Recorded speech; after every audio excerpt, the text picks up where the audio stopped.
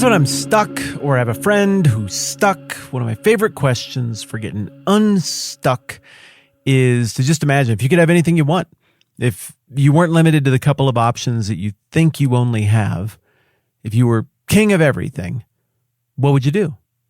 And then usually there's something good that comes out of that because you brainstorm outside the box. And also, maybe more importantly, you get to the heart of really what is driving the conundrum, really what drives you. You get to the heart of what you most care about, that singular thing. And in Nehemiah chapter 2, we run into a situation where it's not hypothetical. Somebody who actually could give our point of view character, Nehemiah, the namesake of the book that we're working on right now, somebody that could actually give him just about anything he wants, has handed him a blank check. What do you want? All right. You're sad? I understand the situation. What do you want? And Nehemiah prudently is going to take a second to breathe and reflect and pray to God, to do one last gut check as to what it is that really is his prime motivation. What is he really trying to accomplish? And then he's going to give his answer. He will probably never have an opportunity like this again for the rest of his life. He's probably never had an opportunity like this before. This really is a dream scenario. The richest, most powerful person in the world. You've found favor in their eyes and they say, okay, I hear your plight. What do you want? What would you do? Well, here's what Nehemiah does. In Nehemiah 2:1, Nehemiah has mustered the courage to go into the throne room and he's allowing himself to look how he actually feels. What did that physically look like? I don't know. We theorized about a few different possibilities last time around, but whatever the case, Artaxerxes seems to be a very socially attentive man. That's how he's presented here. And he picks up that something is off with Nehemiah. He can tell that he's sad. He said, "You've never looked sad in my presence before. What's going on?" And Nehemiah, in his own words, says, "I was very much afraid, but mustering courage. But I said to the king, may the king live forever. Why should my face not look sad when the city where my fathers are buried lies in ruins and its gates have been destroyed by fire?"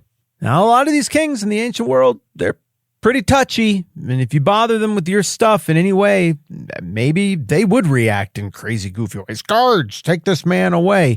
I think Nehemiah had a well-placed suspicion, given his sense of the relationship, that it wouldn't go that way. But wow, I wonder if Nehemiah could even bring himself to hope for the positivity of the outcome of that exchange. Because in verse 4, Nehemiah reports that the king said to me, "What is it that you want?" There's the blank check. Now here's the moment of focus. Then I prayed to the God of heaven, and I answered the king. "If it pleases the king, and if your servant has found favor in his sight, let him send me to the city in Judah where my fathers are buried so that I can rebuild it." You know, I think he could have gone bigger. I think he could have asked for more money or more power, or appoint me the satrap of the land beyond the river so that I can oversee this and ensure the well-being of give me power so that I can use it for them. He doesn't ask for that. Give me endless riches so I can funnel that off. I'll use them in a good way to care for my people. If I've served you well, I think I've earned it. Nope, he doesn't do that. He really just asks for a trip. Now, he knows that logistically there's no way that this is going to be free to the king. He's going to have somebody else be his cupbearer. That's a pretty big cost to the king. I mean, think about this request. Who's the backup cupbearer? It's a position entirely rooted in trust. It's a position that you're sharing food. Literally, you're breaking bread every meal. You're sharing with this one person. Literally everybody else in your life might come and go, but that one guy, Nehemiah, the cupbearer, he's not just breaking bread with you. He's ordering the same thing off the menu every single time, which means you're shooting the breeze about lighthearted stuff some days. It means other days he's just sitting in there. He's hearing everything that's being said. You better believe the king is conducting business over meals. You better believe the king is also conducting business in the evening over appetizers and charcuterie boards. Dang it, I don't know how to pronounce that word. Well, there it is. Now you know I don't know how to say charcuterie. Do you say shark? Cute. It can't be shart. I don't know. That's just going to have to be a riddle for me. Charcuterie boards. That sounds delicious and like exactly what I would want to eat if I were the king of everything. You know what I mean? Those boards with all the food on them. He's eating that stuff. and conducting serious business that people would kill over. You're talking about the kind of money, the kind of stakes that people would do insane things over. Nehemiah is there for all of it. And there's no way that the king is going to respond as favorably as he has if occasionally Nehemiah is a little bit loose-lipped about stuff. Maybe he tested a bit too much wine for the king and accidentally went and ran his mouth off a little bit about some shrewd, important political maneuver or coup or rebellion that has to be put down that was super secret and only the king and a couple advisors know about. There's no way. Nehemiah isn't batting 99% in terms of integrity. He's batting 100%. He does not make mistakes. Everything about the king's reputation and well-being is in Nehemiah's hands. So that brings me to the second point. One, it's an expensive ask for the king because he's going to be without literally the most trusted person in his empire. But two, he's going to have to pay for this trip, and it's going to have to be guarded and patrolled in some way. The king has to ensure that this man who knows everything will either travel secretly, so nobody would know who he is or what secrets he would hold, or that this guy would travel very publicly, and it would be very clear from the retinue sent along with him that if you touch this man, you touch the king. Tread very lightly, bandits, scallywags. This is the king's man of the highest order. It's a pricey ask. It seems like to you and me, maybe with the relationships we have with our workplaces now, that this is just like asking for an extra week off of vacation or something. And really, he's not gone that long. It turns out to be a pretty quick trip. We'll get to that later. But what the king is giving up and what the king has vested in Nehemiah means for him to go really, it's a pretty big ask. It's a pretty big deal. Still smaller than give me massive power or give me massive money.